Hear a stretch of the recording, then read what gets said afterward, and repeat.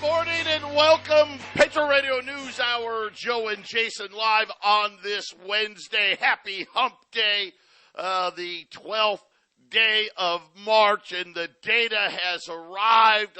CPI, you know what? It had a little bit of everything. The headline number, this really got people excited, all the way down to 5%. That was like a whole point less than the last reading, and that started the market. The Dow jumped up hundreds of points. It's given it all back as the core CPI. Now remember, this used to be, and I say used to be, this used to be the Fed's favorite number. Of course, what was it? 6, 8, 12 weeks ago, they created a thing called the super core. And for those of you that don't know what the core is, hey, let's take away food and energy. So if people didn't have to live, because let's face it, people all the time talk about, right, hey, they want to depopulate the Georgia Guidestones, right? We're gonna be left with 500 million people. Well, you want to get down to 500 million people? You can do it real easy. Take away food and energy, and we'll be down to 500 million people, no problem. I mean, that would happen real quick, right? But again, one of the big drivers of inflation, of course, are food and energy. But, Jason, a huge increase in the core CPI. 0.4% increase. The core CPI was actually higher than it had been in previous months. And so now the market's like, oh, no, I don't know what to do, right? Because they're all happy, in the first 5 minutes. Gold doesn't really care. I mean, that's like gold was up like $20 when the headline number came out. Right now, gold's up like $5. Right, 2010, silver's up as well. The Dow, the S&P, the Nasdaq are lower. We had oil inventory reports. I'll tell you right, I don't know what's going on with gas, but here in Phoenix, we've been at like $4.50 for a month, and then yesterday after I left work, so it was still $4.50 when I drove into work. When I left work yesterday, Jason, $4.79, and I'm just sitting there going, "Wait, what happened to like $4.60, right? $4.65, $4.70, right? $4.70, no, right? A 20-cent increase in a single day. And by the way, oil inventory reports were in. Oil is up another $1 and change, almost $83 here. For the second week in a row. Listen to this. The Biden administration is taking oil out of the strategic oil reserve again. And today it was hilarious. Okay, yeah, I know we didn't I know we're taking more oil, but we're going to fill it back up. But wait a minute. You're taking oil out, but yet you say you're going to fill it up. It's never going to get filled up. But again, inventory levels, super low without the oil reserve, right? Jason, again, we keep talking about, hey, we're probably going to hit another leg up in this inflation data down the road here, and energy's probably going to lead the way. Well, you just said the core number was higher, and energy is in that one, right? So, well, you get the gas prices food reflect. and energy out of that one. So the headline number was lower with the food and the energy.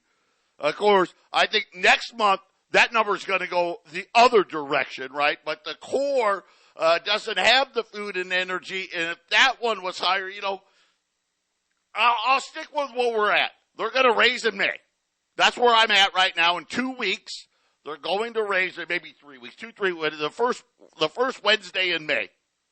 Okay. I'm expecting that quarter point rate hike. And then I'm also expecting the Fed to try to pause at that point. The one interesting point later today, we are going to get the Fed minutes from the last meeting, there has been reports that as many as 2 Fed governors went against Jay Powell. So normally when they vote to raise rates or lower rates or keep them the same, they have 9 people that get a vote. And almost every time it's 9-0, no matter what they do, which is, it's almost idiotic that you can get 9 people to agree that many times. I mean, it hardly is ever anything other than 9-0.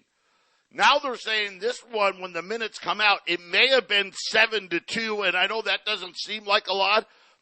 Jason, that's a big deal. Because that is something where, like I said, 9-0 is the like. Oh my gosh! Once maybe a year, it's 8-1.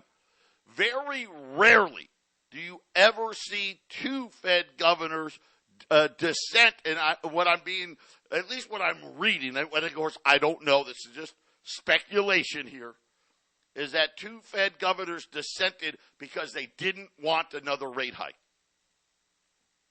Yeah, well, 3 weeks can be a long time, Joe. So 3 weeks. So we'll see if there's more banks falling apart and things of that nature. I think they'll stop. But I'm with you at this point. If things are kind of the way they've been the last week or so, last couple of weeks, and even the last month or two, barring the bank failures, I think they raise it one more time, Joe. I think they raise it one more time. Yeah, that's where I'm at. But I'll say this: Warren Buffett was out today. You know, it's never good when Warren and I agree on things, but he wanted everyone to know the banking problem, it's not over. But don't worry, he said, the government will back everybody if they have to.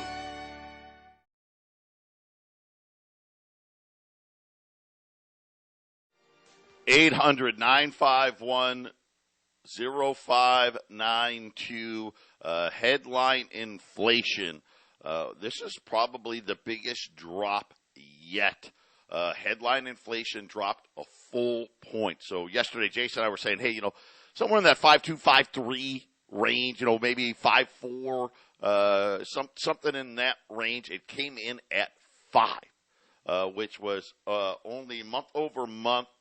It was a 1/10 rise year over year now at 6%. But, of course, as Jason and I were talking about, the core number was the big problem. Good inflations for goods also turned back up in March. So these are some numbers deeper in here, from a 1% year over year to 1.5% year over year. So a 50% increase. Service sector inflation, it's still high here. And, of course, what type of economy are we now, right? We're a service sector economy, right? Because we manufacture some stuff, but not very much. 7.1% on the service sector side of things. And then, of course, the core rose 0.4% month over month, and the index went from 5.5 to 5.6, so an actual increase in that core number. And then right on top of that, online grocery sales. Of course, this is not in the core number. Online grocery sales prices are up 10.3% in March. The double-digit increase as inflation continues to hit, people in the pocketbook. And, of course, right, that's kind of the new trend, right, Jason? Oh, yeah, I get my groceries online. I order it online, up over 10%. And then the post office. Can we privatize the post office? You think that's possible? I think that could be a good idea. Or either that or just get it over with. Everything's $1, right? Raise the price to $1. They need another price increase. They're looking for a 5.4% increase in the price of a stamp. They already went from 60 cents to 63 cents in January. But they said, hey, guess what? That's not enough. Wait a minute. You're telling me you just got a price increase 3 months ago. And you're saying, oh, well, that wasn't enough. Right. This is why, right there, just for that reason, we need to privatize this thing. Get this off of our books. What a waste. So get ready. That stamp now, we're pushing, 66 or 67 cents for a stamp. I want to say that my earliest memories of stamps, I think, was a nickel. I think that when I was a kid, I think it was a nickel. And then I remember when it was a dime. I don't know why. My mom must have freaked out one day when it went to 10 cents. But, yeah, Jason, we just had a price increase 3 months ago, but we need another one right now. So inflation, again, still a problem. You know, we have Y-Refi that we talk about as a good investment. Makes me wonder if I had $1 million, if I just put it into stamps, because you just talked about a 10% gain. If you had $1 million in stamps, you just made 10% because those forever stamps go up in value, right? So you can go out and sell these guys for 66 cents. You just made 10% over the last few months. Oh, you know what? I guess I don't know. I never sold stamps before, but that'd be the hard part. The hard part is selling them, right? There's going to be a problem there, you know. Yeah. That would be hilarious. I wonder what the post office would even do if you walked up, like you walked into your local post office. I'd like $1 million in stamps. It seems like they'd probably turn you away. They'd probably turn you away. Yeah. You guys are backed up by the United States government, so you're not going anywhere no matter how much money you lose. So I'd like to take some of those losses and put them in my pocket. I want a piece of that. Well, we've been talking a lot about commercial-backed real estate. Today, Wolf Richter said, hey, dummy, it's more than just office buildings.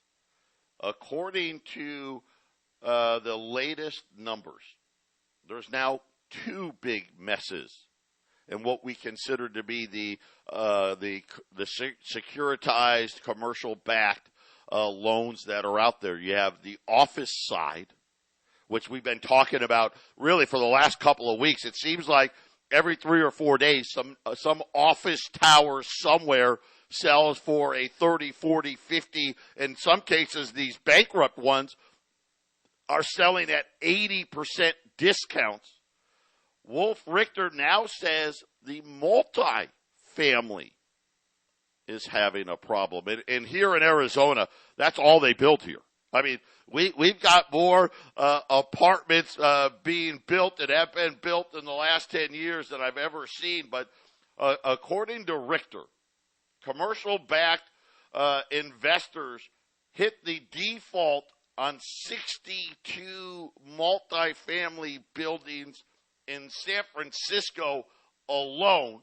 But they're saying that there's a certain type that's the problem, Jason. It's not the new ones. It's the old ones.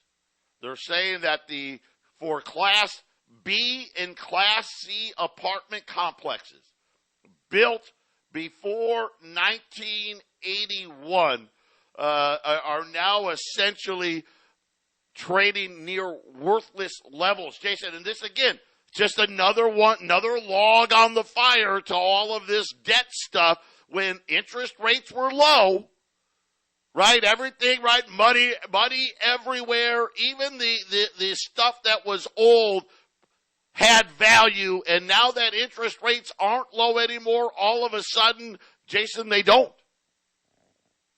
Yeah, not to mention that the old buildings aren't ESG friendly, right? That the brave new world we're moving towards, these older buildings don't have all of the necessary equipment to be environmentally friendly. So those buildings are become less and less popular as we move forward with all this nonsense, right? So add that small little factor too for big time business people that own these apartment complexes. They're not going to want to buy old ones that they're going to have to refit for all the new stuff that they need to put on, right? So, yeah, bad financially and bad socially too, Joe.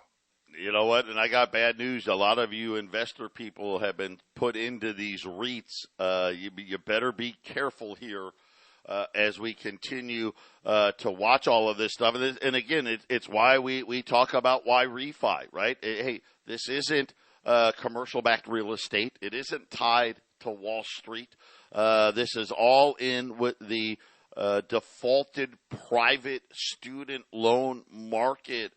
And the thing about what makes why refi so special is because, these people are beyond help, right? The banks have written them off.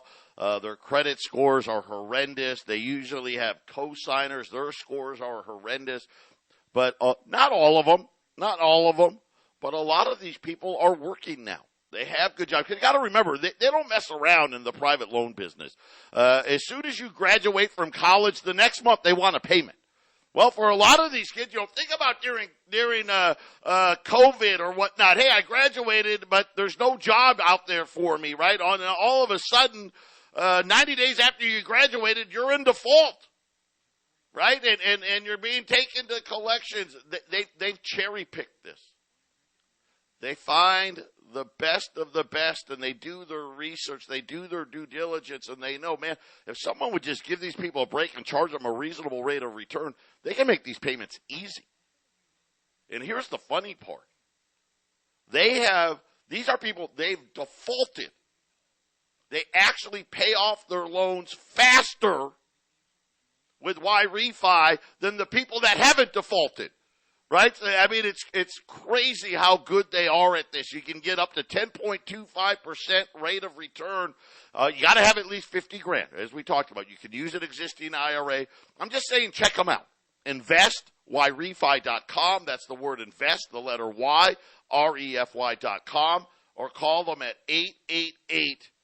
888-YREFI24. 888-YREFI24, as again, according to Wolf Richter, listen, the banks own a lot of this stuff, but the investors are going to be the one that really take a big hit on especially the amount of this commercial real estate going to default. And again, we talked about yesterday in the commercial real estate market, these defaulted towers, these old towers, they're selling at 82 to 88% off. That essentially means you just got wiped out. On the apartment side, 35 to 55% loss. So, Jason, it's better, but not when you lose 40, 50% of your money, that's not a good thing. Yeah, I don't think there's a really good answer for that problem in the near future, Joe, because I think businesses in general, when it comes to commercial property, are just not in a position to be doing anything, to be growing or doing better. They're just barely, if anything, they're barely holding on or they're going away. So how are you going to fill these? One thing you talk about, Joe, is the values, but you also talk about the vacancy rates going up. And I remember before COVID, we were covering the vacancies in Manhattan. Right, and they were extreme, and then suddenly COVID blew through, and they stopped talking about vacancies, and now I think it was last week you started talking about those vacancy rates, how big they've gotten.